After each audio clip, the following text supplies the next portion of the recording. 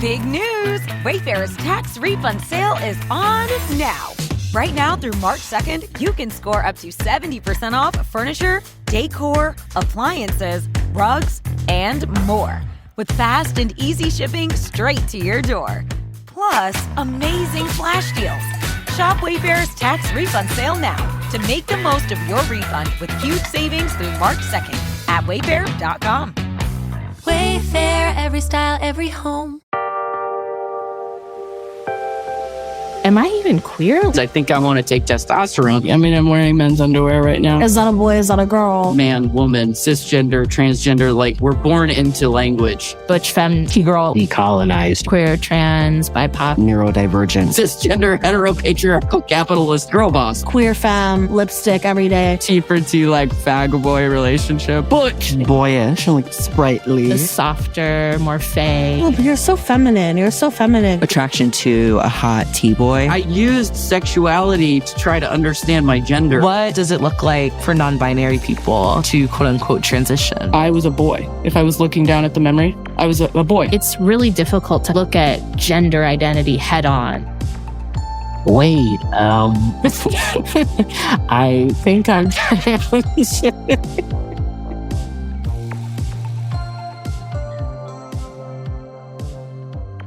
I actually cannot believe I had a moment where I was scrolling through our Spotify for this show and just like seeing how many episodes there were. I'm like, I don't know if it's like an ADHD thing, but I was just like, wow, we completed that. We did. I a know. whole It's like an season. actual thing, I think, is like the moment. That's when I like feel surprised and I'm like, oh, this is a thing that people listen to. You're like, that is crazy.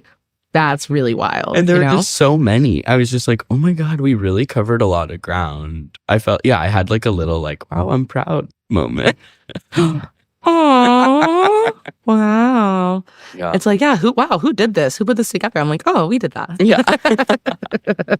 Because I think the original plan or like the jump off for this project was I picked up this like anthology of original plumbing trans zine or like magazine. Oh, I was like, where is this going? Like, what are you talking about? Wait, tell me about the zine. I don't know about this. It's amazing. It's like a magazine. It was a quarterly magazine for trans guys in like the early aughts. And so like they made like a big book of all of them compiled together that I had picked up. It was just kind of crazy to see so much trans mask stuff all together. And the way that a magazine does, there's so many different like aspects of the trans mask existence. And so I think definitely my idea for this podcast was trans mask. Like I want to talk to like other trans people. And I think it kind of like morphed. I don't know. I wanted to ask people about how they hold like their rejection of toxic masculinity with their desire to be masculine, or like the positive feelings they feel when other people are perceiving them as masculine. Yeah, I just feel like it really ballooned into way more than just like masculinity. I think we realized these definitions are like so slippery. We did start off interviewing mostly trans masc folks, and then like trans masc folks were talking about like femininity. And then we were like, okay, there's something happening here where folks are like still engaging with these ideas of like feminine and masculine, but also creating like new ideas like about themselves, like outside of those binaries. And I think we were just talking to trans masc folks, like, well, like it's so important for folks to have like spaces with people like them. I feel like when I think of queer scenes in the 90s, it feels very gays versus lesbians, or like, like kind of like rigid in those ways. And I think what we learned is like, okay, if we're going to create like a gender focused space of today, it's like, okay, everyone is fucking with these things in like, like different ways. It wouldn't really show the true range of like our experiences, even just to like only talk to trans masc folks. Well, I think honestly, even when we talked to Roberta, she was talking about like femininity. Yeah, we really came into. She was like, I'm not trans masc. Yeah. It's like I am. She's like, I'm actually a woman. Yeah. It's like, oh, well, there goes the whole podcast. Great. Like, but it was so good, It's a good thing. Totally. And I think that was something that we just kept finding. And also, personally, the more mask I got, the more on testosterone, like the effects took place, the more feminine I started leaning, because it is this like fun a la carte balancing act. And so, yeah, it's been fun to like interview people about their specific choices and what they find to be like best for them. And also, like, you know, the idea of spiral came up because we were talking about how these things are so not linear. Like, Yes. you know, especially like we both identify as non-binary. Like, again, like I, depending on the week, I'm taking testosterone or not taking testosterone, which I think like, I don't know. Before this podcast, I think that felt like a problem. It's just like, oh my God, Babette, you're not making up your mind. And it's like, oh no, that is it for me. Like, that's just like the vibe. Like, I'm just gonna like feel affirmed by taking testosterone one week, maybe not the next. Like, and that's just like, I think this show helped me realize that that is it rather than like me going through some kind of never ending crisis. It's like, oh no, the spiral like is it. Totally. Like, that's like the process, you know? That's like the thesis. I think I found something that I wanted to read to you. There's this writer, Garth Greenwell, who was writing about the concept of queer time. And it reminded me so much of this podcast. So he's writing about this painter named John Brooks.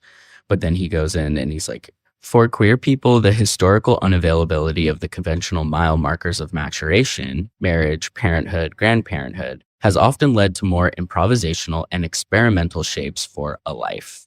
The unique isolation of queer childhood, given that the vast majority of queer children are born to non-queer families, and that until recently those families were almost always certain to be hostile to queerness, means that queer people often seek out companions in the non-contemporary, in literature, art, and history. An unbearable present can send queer people on a journey through time, seeking resources in the past to imagine a more livable future.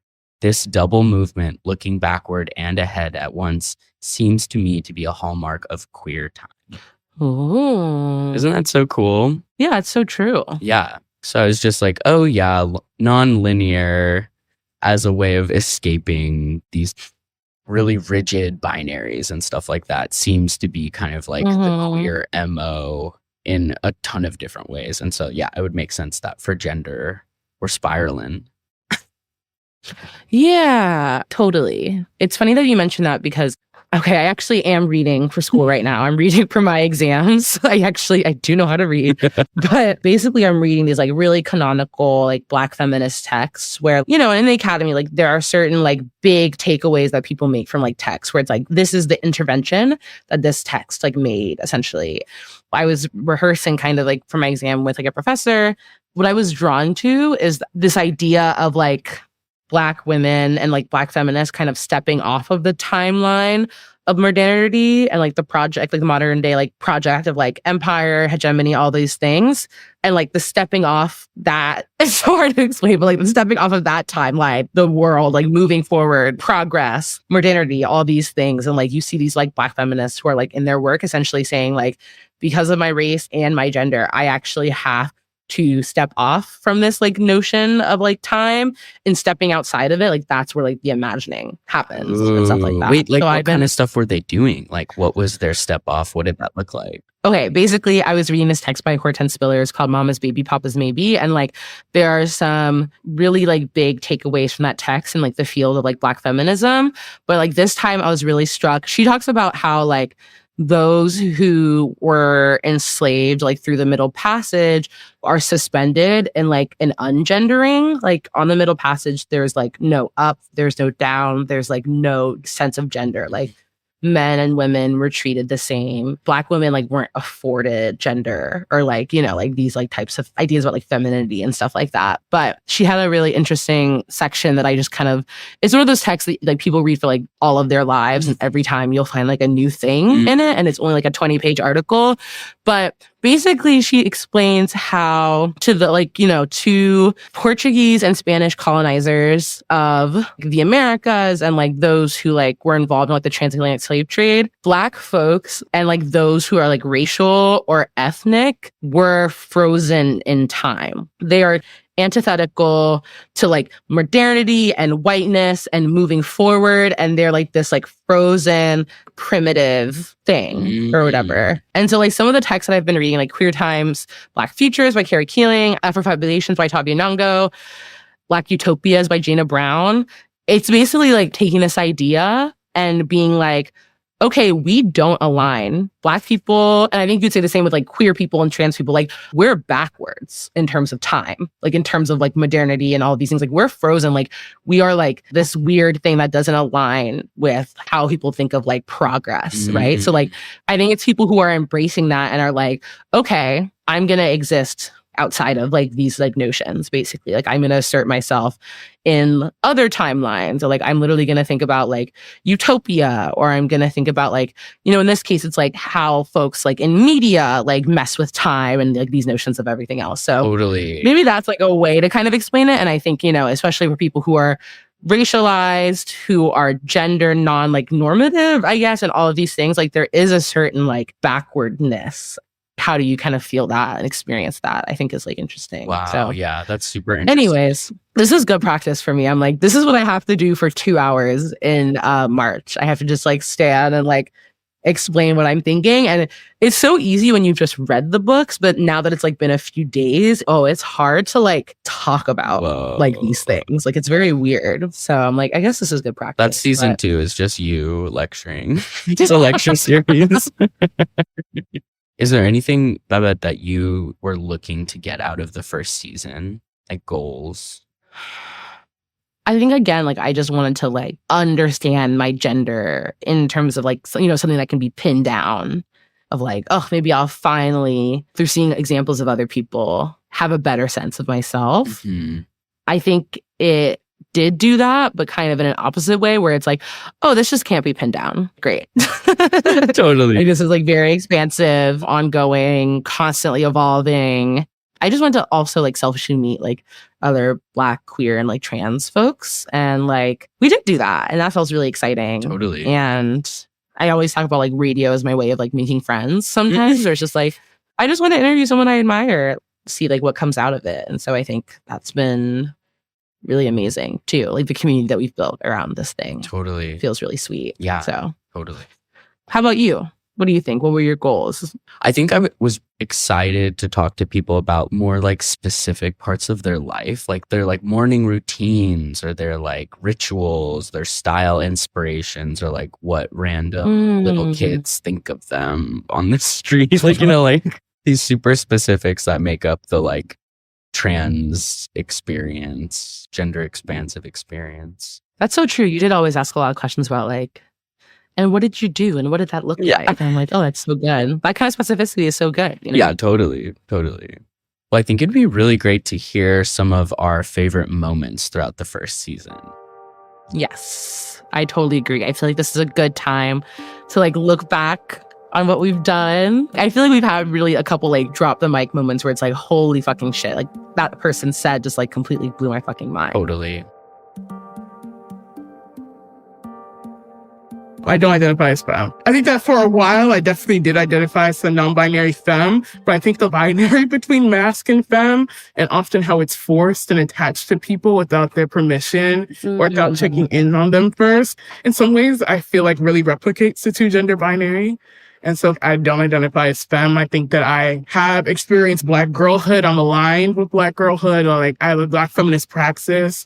I think that I am dedicated to the liberation of Black people who are oppressed because of their genders. But I think myself, I feel like if I were to like think about my gender in my head, it just feels kind of like the cosmos, like just fully unknowable, like even to myself, deep expansiveness. I guess how I would or wish I could like really speak to my gender outside of the Western colonial constraints and binaries would probably be just like, I'm gender expansive. I can't really see myself as fully within the constraints of femme, masc, woman, man. I don't really want to, because I think in so many ways, gender is inherently tied. As it's constructed today in 2023, it's tied a lot to Western European colonialism, white supremacy, upholding and like meeting standards of womanhood or manhood that I don't want to and I don't feel beholden to.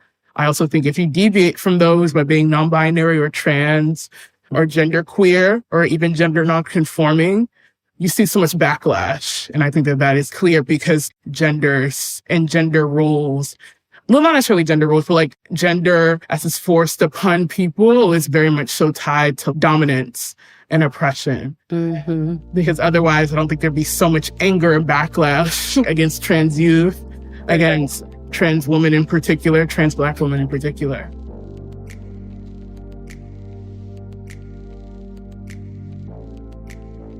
After I found out I was autistic, I learned, shockingly, that there are a lot of different ways that autism can present, and that a lot of us who don't meet that stereotype, we wind up having to mask our disability, compensate for it in different ways, pretend to be someone that we're not, eerily similar to the trans experience because it's the same thing in a lot of ways. There's this script for the person you're supposed to be that society passes down to you, and it doesn't fit. And so you just clench your way through trying to be that person until there's a breakdown and you realize you can't do it anymore. And that's what Unmasking Autism is all about. Myself and the other people who found out later in life, usually, that we were disabled and started to question everything about what society said we were supposed to be up to that point. Yeah, you wrote about autistic people feeling like they were thrust into situations where autistic people, they all seemingly know what to do in them, and just feeling kind of like fish out of water. And that really reminded me of the trans experience. Do you feel like there is a high correlation with queer and trans people and neurodivergence? What I usually say, especially when a cis person asks the question, is that autistic people aren't necessarily more likely to be trans. They're just more likely to be out. And there's a lot of reasons to think that that's the case. We know from research that autistic people, if you throw them into like a moral dilemma, they're way more willing to like stick by their guns and make a sacrifice to kind of stand by their morals. Autistic people, we just tend to be more likely to be consistent in our actions and our beliefs than non-autistic people. That doesn't mean we're better than anyone else. We can still have horrible beliefs, right? But we're more like consistent with them. We're human beings and some of us suck. But I think that points to the fact that we're more likely to be out, more likely to be honest. Autistic people are also more likely to be bisexual or gay. And we're more likely to be whistleblowers at companies that behave unethically. And we often tend to really need a social rule to make sense for us to be willing to follow it. And if something strikes us as totally unfair, we will just not follow it, even if there's massive consequences. And so I think that leads to a lot more of us questioning this artificial state of affairs that is cisgenderdom. Cisgender is the artificially created category. You know, anybody can choose to step beyond that. And it makes sense that people who are already outsiders are more willing to say, okay, no, these rules make no sense, and I'm going to step beyond them.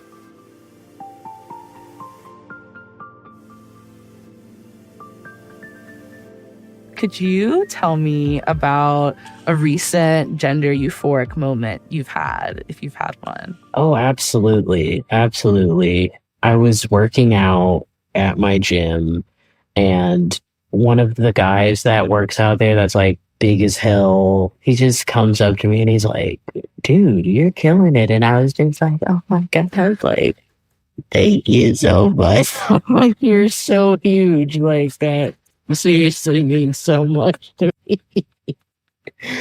But I like went home and I was just like, you know, flexing in the mirror, and I was like, damn, like, I'm really doing this thing, you know? Hell yeah. And that happened like a couple weeks ago. It was really awesome. I was super happy. And another moment I had too was I got this really pretty skirt from the thrift store. It's like very long, a long skirt, and it's got florals all over it. And I was just like wearing it in my yard, tending to my chickens and just like twirling around. And I was like, this feels good. I was like, this is great. Hell yeah. You have chickens? I do. I have 3. Oh my God. That's lovely. Kind of going back to like your relationship to like fitness, I think working out for like cis people is overwhelming. And then like with trans folks, you just have all of these other added layers of things that I like, barriers, I think, to access and to like information. Like, how did you kind of just start collecting like this information on like fitness? Like, how did you do that? I had a trainer, and it was before I started transitioning, and we were just doing trades. Like, I tattooed her and she would train me. And it was awesome. It was really fun. So she showed me a lot, but it was really whenever, I think it was 2020, I started taking nutrition to become a certified nutrition coach because I have the exercise part down, but I really wanted to know about food and like how that helps with exercise. So once I learned about food, that's really when things started changing and I was learning how food is fueling my body. And I just stepped into a whole new world and I was following like other trans fitness people that, and a lot of Black trans fitness people as well that were talking about fitness in this decolonized way, which was what I was interested in because I didn't want to look at it from the way things work because I mean that never worked out for me and it doesn't really work out for other people either. So once I started learning stuff, I was like, oh, I can help other people. I was like, this is great, you know. I wish it was free, you know. I wish it was stuff that we could just be able to learn freely, you know. It sucks that you can't, you know, and I know, yeah. That's why I try to put as much stuff as I can out there without, you know, overextending myself. But that's how I did it. I just got my little certificate and started following all of these really cool trainers that were focusing on different ways to do fitness without it being such a hassle and without it being fat phobic and without depriving people of the foods that they like to eat. Because that's what I used to think it was about because that's all I saw. I was like, man, it kind of sucks, you know? Right. But whenever you learn it for yourself and you see how other people are doing things as well, it just inspired me to want to do more for the community, you know?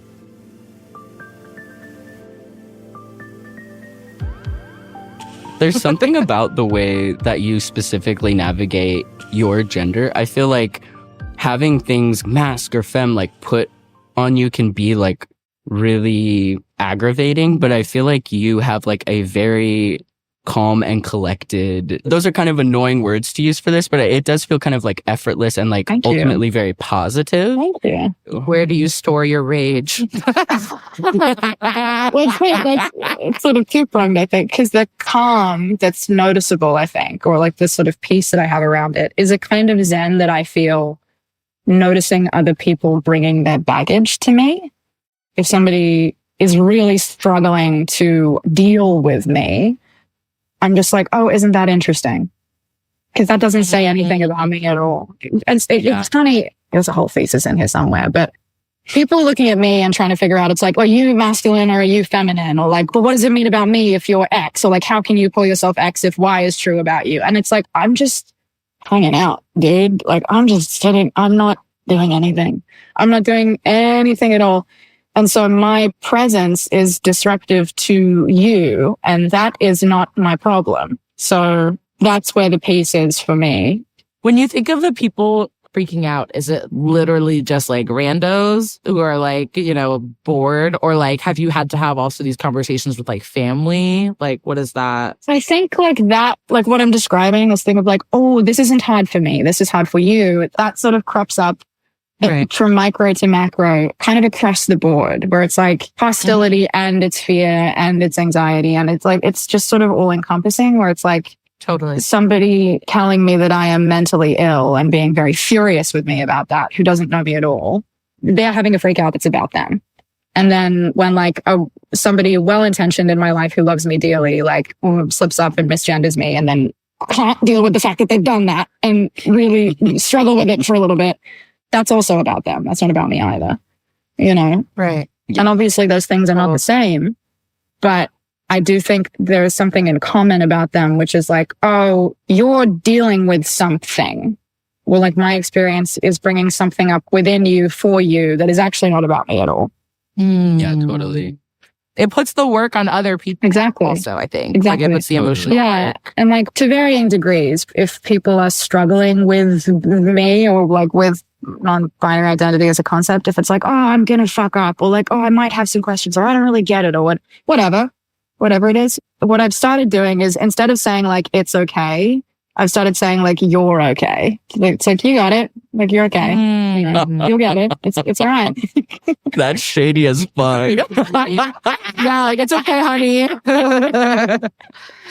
No, I love that. I love that. No, seriously. It's really, that's what it's about, is being soothed. 100%. I don't want to give people the impression that I agree with them, that it's difficult or that it's a burden or that it is something to be dealt with, because that's not true. That's not how I think. What I do think is that, like, you're going to be okay. You'll get it. You'll figure it out. You'll be all right. Because that's what it's about, right? It's like, you do it. Totally. I'm interested in the idea that like masculine equals hard, and then so the inherent kind of opposite of that is soft. Yeah. Because I feel like I've been on this journey, especially with testosterone, where I'm actually learning to accept that I'm not masculine. Tell me so much more. Right. Like, I had to transition my body and like change not even so much the way other people perceive me, but the way that I perceive myself, to accept, that I'm very feminine. I'm very effeminate. I always have been, but I like didn't feel like I could be that way before. I felt like I had to be doing this like subversive, different thing, which for me meant being masculine, I guess, or like trying to be masculine, from a place where people were reading me as a woman. And now that I'm kind of at a base level with myself, I'm like, oh, like I was never like that, ever. And this is actually more comfortable for me. Like, I've become much more feminine. Whoa. Since being on testosterone. It's been almost 4 years at this point. Wow. That's so cool. It's almost like, you transitioned into being like a feminine guy. Yeah. Rather than like, I thought you were like masculine woman. No, like, let's find something else. Like, it's so strange how we find the exact balancing act that we're like going for, you know? Totally. Yeah.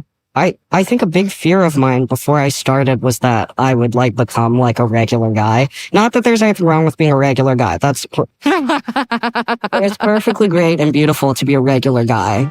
But I had a fear of that for me. But you're not like other guys. I'm not like other guys. I'm not like other girls. Exactly.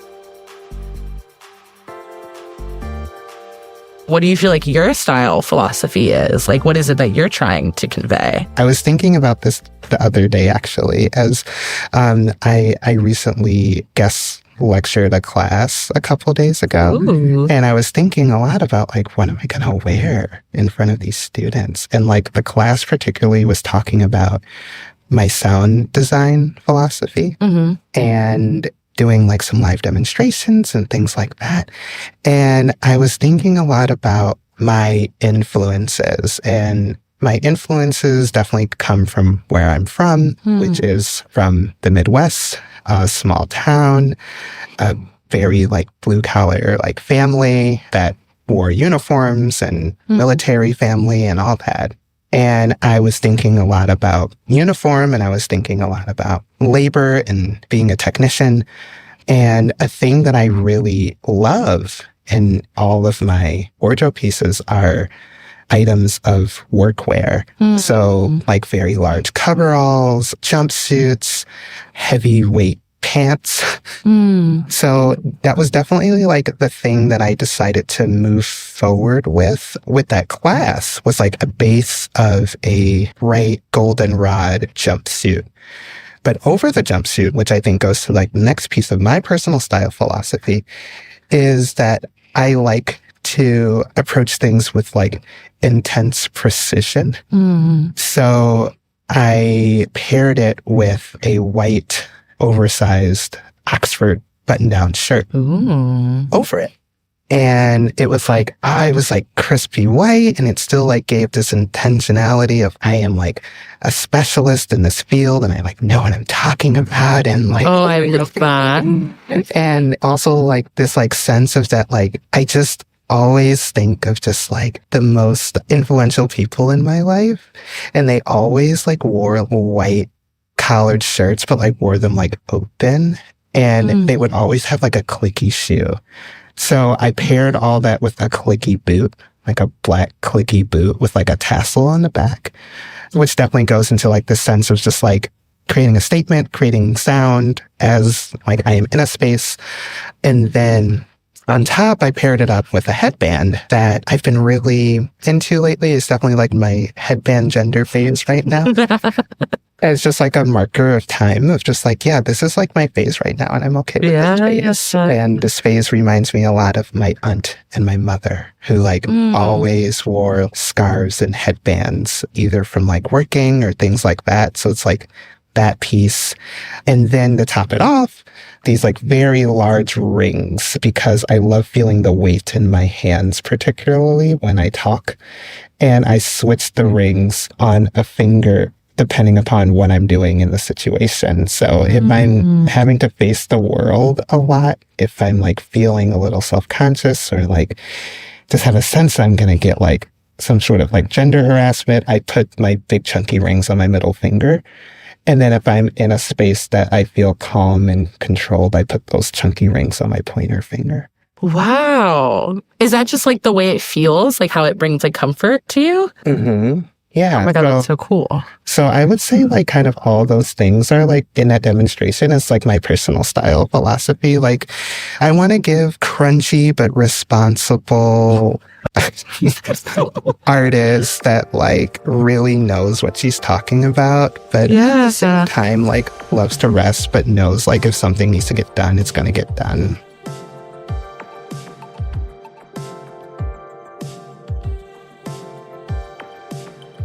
Thank you so much to all these amazing guests. Yes. So fucking good. Truly a best of Gender Spiral. Yeah, we wanted to kind of make a little starter pack for people who didn't get to listen to, you know, the hours and hours of our season 1. So if you want to send an episode to your friend, I feel like this is a great mini dose of what we covered. There are so many more guests that were in this season, so make sure to check them out. You know those memes that are like so-and-so starter pack where they'll have like different objects? Like what's the Gender Spiral starter pack? No, what is it? A text from me saying running 5 late. Yeah, yes. Wait, what else? Like what book would be in it? It would be like... Ooh. You laughed at me for having multiple copies of Pedagogy of the Abyss. Oh, yes. No. Yep. Yeah. No, exactly. Multiple copies. So a stack of that. Yes. Obviously Baxter and... Just Baxter, right? Exactly. Wait, can someone design that meme? Gender Spiral Starter Pack? That's so good. Yeah, I feel like there were some like reoccurring themes or ideas that came up like throughout the season.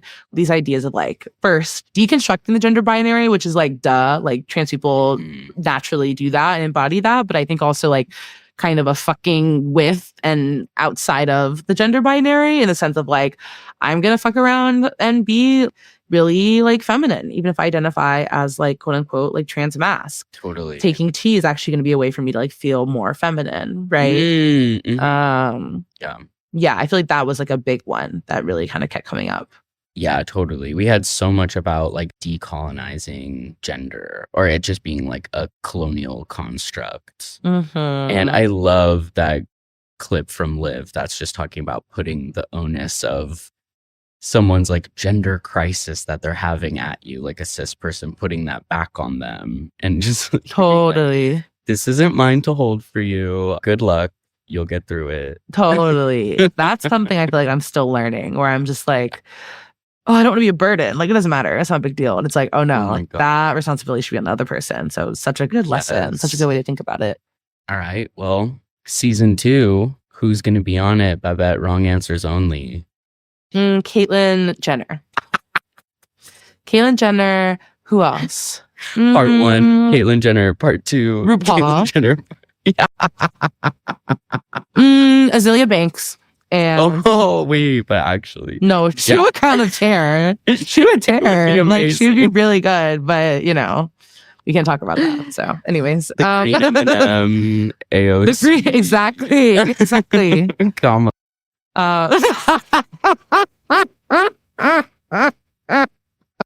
No, but seriously, I feel like I don't like the idea of like, oh, we accomplished so much on this season, but I feel like we like really covered like so much ground in terms of like the different things and like the different ideas that we explored. Like I think more than I thought we were going to even. And it's just so exciting. There's still so much left to explore and spiral about. And I'm like so excited for next season, which is like, you know, it's thrilling. Yeah, I'm interested to see what we'll cover there because I never could have guessed the places we could have gotten in this first season. I think I was really starting off with, like I said, trans mask experience. And then it was so much more full than that. So I'm just like, oh my God, so excited to continue our spiral, our gorgeous upward spiral towards heaven. Heaven, question mark? Or something. I don't know. Or at least a bird. Like, what are you saying? What? At least a bird? What? Like, what's up high? At least we'll like hit a bird. Like, are you fucking high? Like, what is I was just up so late standing in the rain, like at a protest. I feel funny. Or, well, at least hit a bird. No, but that's a really famous saying, you know, aim for the heavens, you'll at least hit a bird. Is that actually a famous saying? Or are you like, okay? It's aim for the moon, at least you'll land in the stars. It's like, we're both too tired to be recording this shit right now. I'm so tired. Slurping coffee. Anyways, follow us on Patreon. Or no, you don't follow on Patreon. You give money. Yeah. Follow us on Patreon. What do you say? Follow us on Patreon and support us on Instagram. Exactly. You know what? I give up.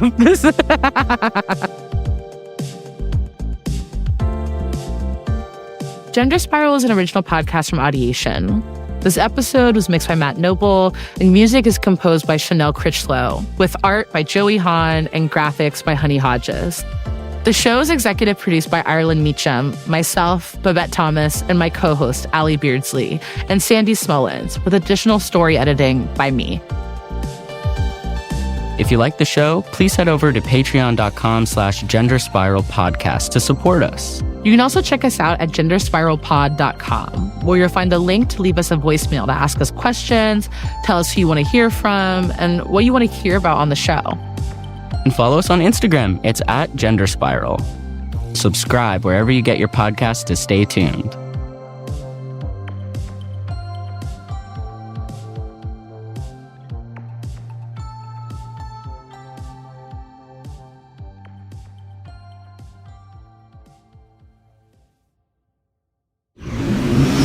Audiation.